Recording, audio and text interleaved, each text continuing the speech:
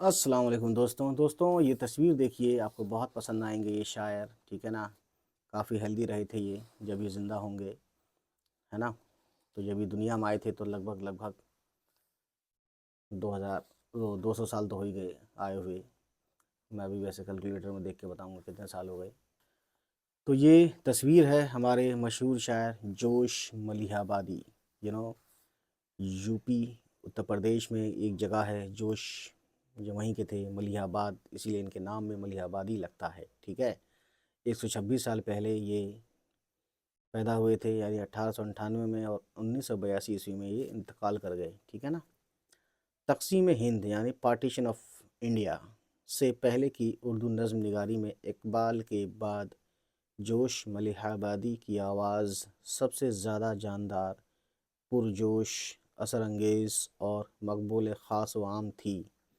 اپنی اس آواز سے جس میں شباب کا جوش بھی تھا اور انقلاب کا ولولہ بھی، انہوں نے شعراء کی ایک پوری نسل کو متاثر کیا اور شاعر شباب و شاعر انقلاب کہلائے۔ تو جب بھی آپ سے کوئی پوچھے کہ جوش ملیح آبادی کے بارے میں وہ کیا ہیں، تو کس نام سے بھی جانے جاتے ہیں، تو آپ کہیں گے شاعر شباب، یا پھر شاعر انقلاب بھی ان کو کہا جاتا ہے۔ شبیر حسن خان جوش ملیح آبادی لکھنؤ میں دسمبر 1898 میں پیدا ہوئے۔ نسلاً وہ آفریدی پٹھان تھے، ٹھیک ہے نا، نسل ان کی آفریدی پٹھان تھی۔ اگر آپ سے کوئی پوچھے تو بتا سکتے ہیں آپ، گائز کہنا ضروری ہوتا ہے، ٹھیک ہے جی۔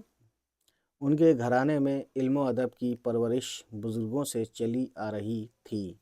جوش کی ابتدائی تعلیم گھر پر ہوئی، جس کے ذریعے انہوں نے عربی و فارسی، واو آتا ہے نا تو ہم پڑھتے ہیں عربی و فارسی کی ضروری استعداد بہم پہنچائی، یعنی ان تک اس کی تعلیم دی گئی، ایجوکیشن دی گئی، کن کی؟ عربی اور فارسی کی۔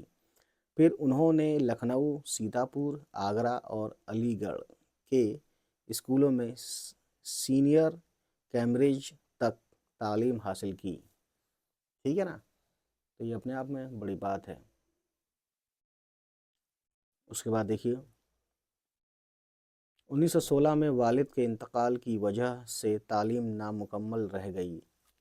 عزیزوں کے غیر ہمدردانہ سلوک نے، یعنی جو ان کے عزیز تھے، جو ان کے رشتہ دار تھے، انہوں نے ہمدردی نہیں دکھائی۔ یار بڑے کیا کہوں یار، منہ سے بہت کچھ نکلتا ہے کہنے کو، لیکن مجبور ہیں ہم۔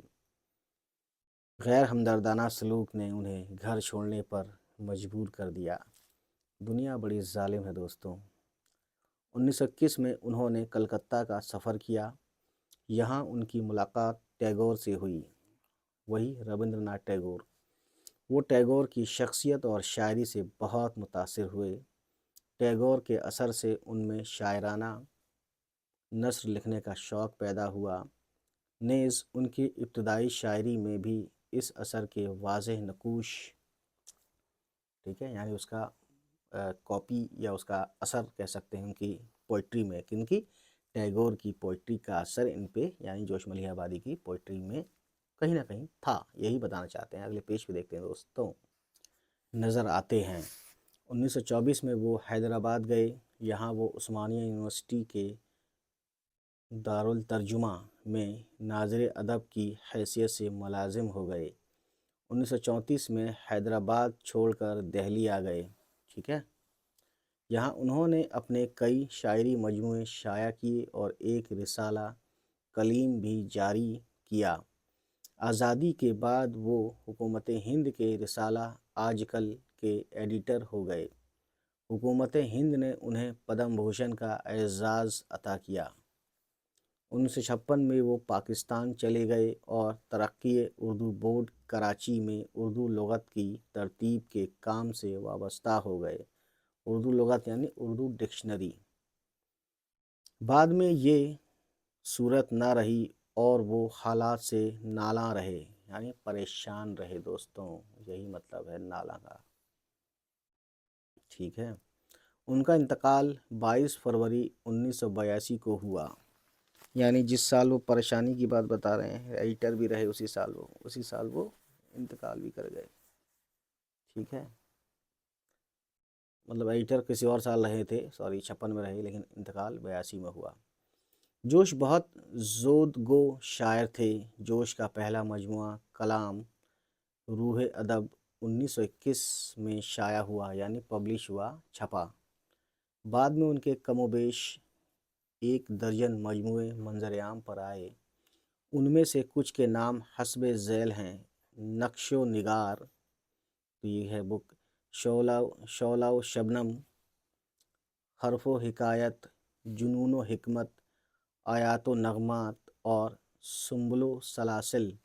उनकी खुदनविश्त सवानह यादों की बारात अपने दिलचस्प वाक़यात और उससे ज़्यादा अपने चटखारेदार बयान की वजह से खासी बहस अंगेज़ और हंगामा खेज़ साबित हुई। लेकिन जोश अव्वल व आखिर शायर हैं और इसी हैसियत से मशहूर भी हैं। ठीक है, ये अपने आप में बड़ी बात है, ज़ाहिर है।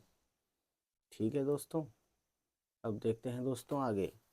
हालांकि जोश ने गज़लें भी कहीं और रुबाइयाँ भी, लेकिन बुनियादी तौर पर वो नज़्म के शायर हैं। जोश की शोहरत व मकबूलियत का बाइस या वजह उनकी नज़में ही हैं। इब्तदा में यानी शुरू में फितरत की तस्वीर कशी और मंज़र निगारी, यानी वही सीनरी, नेचर्स, ये सब उनका ख़ास रुझान था और इसी सबब से उन्हें शायर फितरत कहा जाता है। दोस्तों कॉल आ गई थी, sorry for that, sorry for the interruption. शायर फितरत भी कहा जाता है क्योंकि वो नेचर लविंग थे। नेचर को की खूबी, उनकी नेचर की खूबियाँ उनको अच्छी लगती थी, कुदरती मनाजिर अच्छे लगते थे, जो भी कह लें आप। उन इब्तदाई नज़मों में वो एक जज्बाती, रंगीन मिजाज और हुस्न परस्त नौजवान नज़र आते हैं। तहरीक आज़ादी की फ़िज़ा में हुब्बे वतन और सियासी मसाइल उनकी नज़मों का मौजू बनने लगे।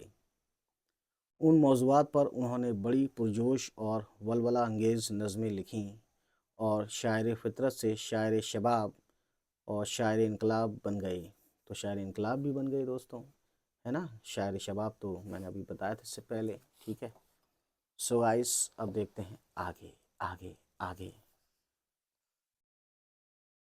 तो देखिए देखिए देखिए देखिए देखिए देखिए, उस ज़माने के बहुत से शोरा ने भी उनका असर कबूल किया और वो सब उन्हीं के अंदाज़ में नज़में लिखने लगे। जोश मंजरी, रूमानी, सियासी और इनकलाबी हर किस्म के मौज़ूआत पर यकसा कुदरत के साथ नज़में लिख सकते थे। हर जगह उनका बयान पुरजोश और जज्बात आमीज़ होता है। जज्बात के वफूर में अक्सर व बेशतर मज़मून का सिरा जोश के हाथ से निकल जाता है।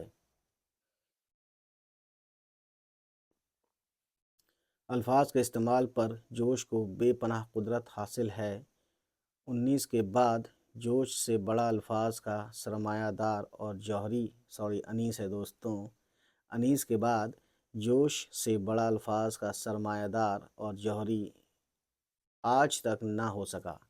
जौहरी यानी वही, यानी इनको इज्जत दी जा रही है जौहरी, वैसे जौहरी बोलते हैं सोनार वगैरह जो होता है। ठीक है, सो अब देखते हैं दोस्तों, कहाँ गया यार। वो एक बात को 20 तरह से कहने का फ़न जानते हैं, ये सबसे बड़ी बात है और इसी को बोलते हैं अदब। अल्फाज की ये अफरात और उनका फ़याज़ाना इस्तेमाल, फ़याज़ाना यानी शरीफाना, जोश की खूबी भी है और ख़ामी भी।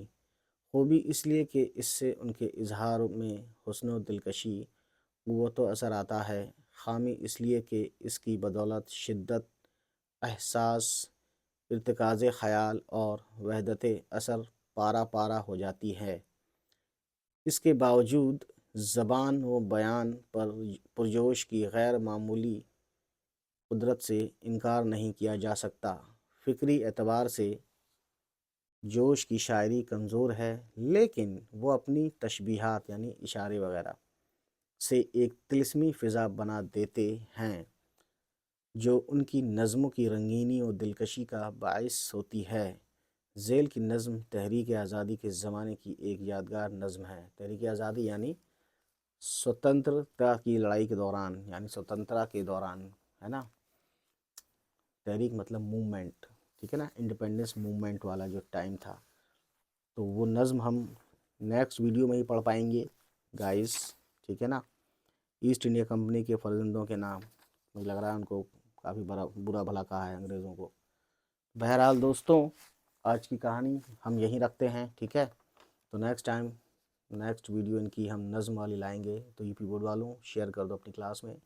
चलिए फिर मिलते हैं। कोई ऐसा वर्ड, हाँ कोई ऐसा वर्ड जो बहुत टफ लगे या उसका मायने समझ में ना आए तो मुझसे पूछिएगा, ठीक है। चलिए मिलते हैं, खुदा हाफिज़।